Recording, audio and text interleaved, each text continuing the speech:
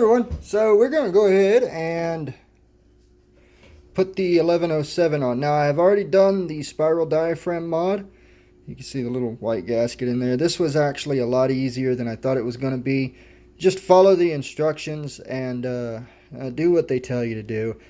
I had to ask a couple of friends because I've taken apart weed eater carbs before, but those were weed eaters that never ran, and just to look at how things worked. So basically what you do is, per the instructions, you take this top piece off and then you pull the old diaphragm off, and then you just put all the new stuff in its place. And once you've got all of this kind of put back together with the screws, not like super tight, but they need to be kind of screwed in. And then you very slowly, you're going to have this little piece of paper here. You very slowly pull that out, and it sets everything into place, and then you just tighten down your screws like normal. So it's very simple, but I didn't want to film myself doing it because I'd never done it before, and I didn't want to give any wrong information, right? But we have it all done. So we're going to take my old shred stack and this thing off. I need to get a new isolator. I want to get one in aluminum, but I don't have one today. Alright, so old carburetor is off. This is the old one with my inclined shred stack. So all that holds this on are two, quite frankly, very long bolts. When taking these bolts out, be careful, because if you're not, that'll happen. And that is your little spring washer. So be sure that that is on there when you put it back together. This is what it should look like without a carb. We're going to go ahead and look inside here. I'll bring it right back. I want to check my piston walls real quick. Or the wall of my piston real quick. Alright, let's check and see here. How's it looking there?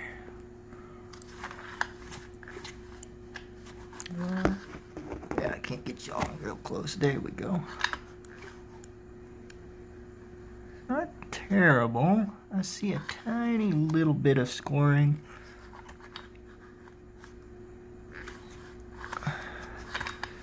I am running DDM Dominator, or not DDM,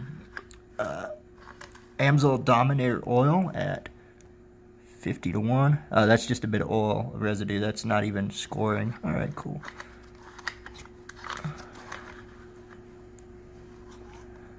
Yeah, it's just oil residue dripping down the inside of the piston there.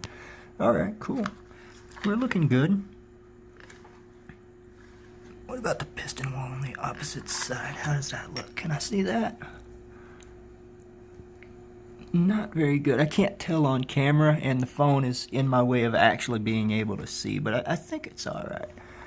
The engine still's got compression, so... Well, not with the carb and everything off, but you know what I mean. Alright, cool. So anyways, while you have this off, it's a good chance to check your, or even when you have your exhaust off too, it's a good chance to kind of check your piston and things like that. You can also see the top of the piston from up here. Oh, battery's at 15%. Wow, it was like at... Tell you a little story real quick that irks me. I went into a Sprint store to have my phone fixed, and all I needed was the screen because it was cracked. And I told them specifically, do not update it, do not do anything to it. I just need the screen fixed. And they got into an argument with me about updating it. I said, because every single time y'all update something, it gets changed, and then I got to learn it again. I haven't updated my phone since I bought it. Don't update it. Well, I came back an hour later. They had fixed the screen, updated the phone, and changed out my battery. And when I asked them about the battery, they said it needed a new one. Well, I find it kind of ironic that I never had any battery issues whatsoever with this phone until they put the new one in it. Now it won't stay charged for more than... I used to be able to watch YouTube on this thing for hours, and now it's like, you know, an hour, and it's at like 10%. So, yeah, don't... learn to fix things yourself, and don't trust others to touch it, because they screw you sometimes. Anyways, getting off track. We're going to go ahead and put the new carburetor on. We're going to reuse my old gasket here. This is actually brand new. I got it when I got the shred stack. And we have a new intake, or what is it called? Deadgummit. It's right on the tip of my tongue. You know what? It probably says it. Velocity stack. There we go. So it comes with a gasket. This is going to go on the front of the carb, and this is going to go behind the carb. So all of this gets sandwiched together all around the carburetor, and then the two bolts fit through the front of this, and it sucks it all to it. I'll bring y'all back here in a minute. Alright, we are back. That was all of like 2 minutes of work, but I didn't want to leave the phone on. So here's how this goes. We have your isolator, and there's a gasket on the back side of this isolator too, but you do not have to take it off to change carbs. So we have starting from the head, we have gasket, isolator, gasket, carburetor, gasket, and then our intake here. All right.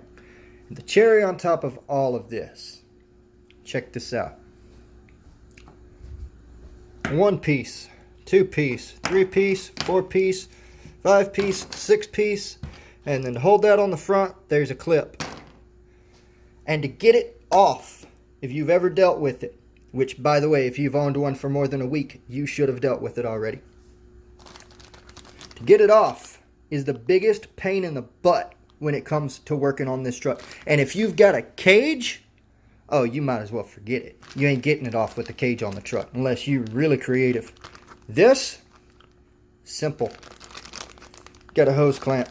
It slides on, you tighten down the hose clamp. You're good. It takes a 10-15 minute job and turns it into literally a couple of seconds. This setup right here.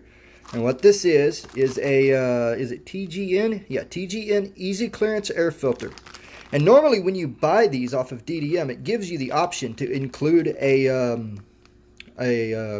done forgot the name of it again. Son of a gun. Velocity stack. Yeah.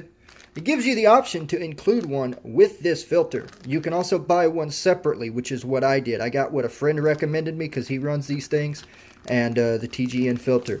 And again, it takes all of those pieces and turns it into one self-contained unit that literally just takes seconds to get on and off. It's so much easier than dealing with that crap.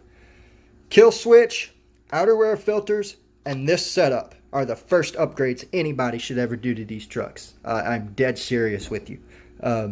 There are other upgrades you should do as well, but those are your ease of maintenance upgrades. Because your pre-filters, you can see them here. And in the previous video when I was doing the underside and had it flipped over, you seen that purple mesh. Those keep grass from getting sucked into your head, and then you don't have to sit here with a dental pick and pick it all out. So ease of maintenance. This makes all of this a lot easier, and then your kill switch is like safety. The first 3 upgrades anybody should do: filters, this setup here. You don't even need the carb, just this and this, and your kill switch. Those are the first upgrades anybody should do to these trucks because it makes life a lot easier and a lot less stressful when it comes to worrying about crap. So we're going to go ahead and tear this open, put it on there, and bring y'all back. Y'all ready? Ready? Check it out. Look at that. Now, instead of dealing with all that crap, you loosen that bolt, screw, whatever you want to call it, and this little assembly slides right off. And there's your filter. You can do it with the cage on the truck. I can do it with the exhaust on the truck. I ain't got to take all that crap off to get to all of that stuff, because the hardest part of this is this clamshell. It fits around your stock assembly, and it's impossible to get it off. It's so difficult. This right here, guys, I'm telling you, is one of the best upgrades you can do to one of these trucks. Not necessarily for power or anything like that, but just to make your life easier. Spend the, I don't even know how much it was. It was like under 50 bucks. Spend the money, get you a filter and a new intake and possibly a gasket. Definitely buy a gasket, but this actually came with one. I would buy one just to be safe. And make your lives a little less miserable. Get this TGN filter and your little velocity stack here, because that is way easier and quicker than dealing with all that mess right there. And your stock outerwear filters for your normal stuff will work with this as well.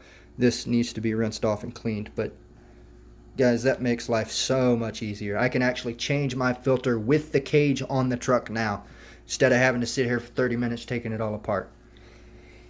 going to get the exhaust back on, get it all buttoned up, and I do have a 10K clutch coming from Rovan.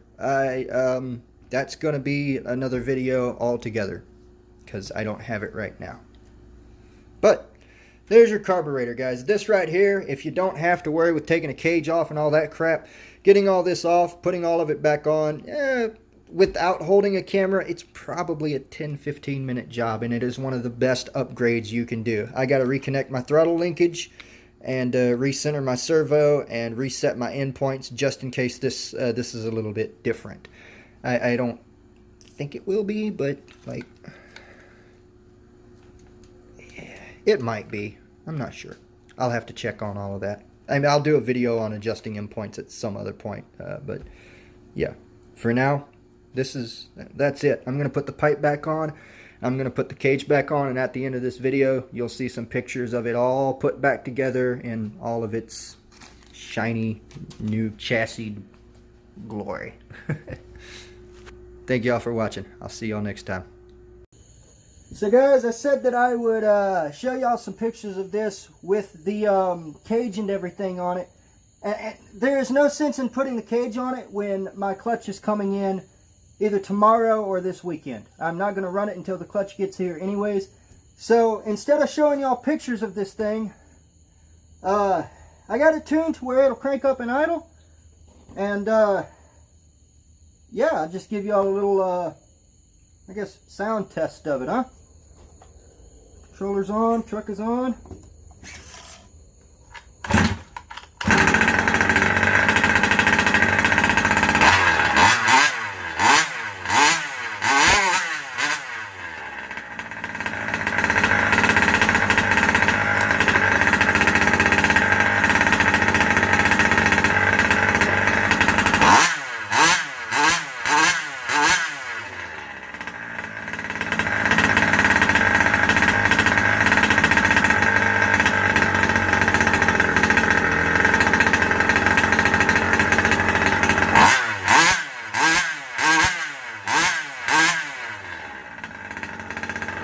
I still have a little bit of a lean spot. I can hear it kind of not wanting to get up on its RPM.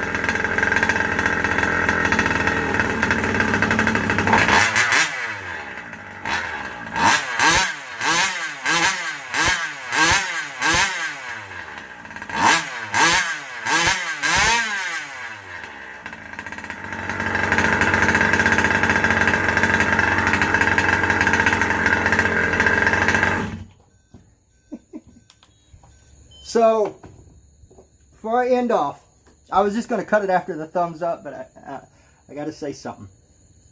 It's going to take a bit of tuning to get it right. This carb is a lot different than what was on it. I can already tell you 100% without doubt, it has much more. Just when you hit it, it wants to go. It needs to be tuned, and it's going to take me a little while to figure that out. But the spiral diaphragm, the new carburetor with this ollie mat pipe, this, it wants to go.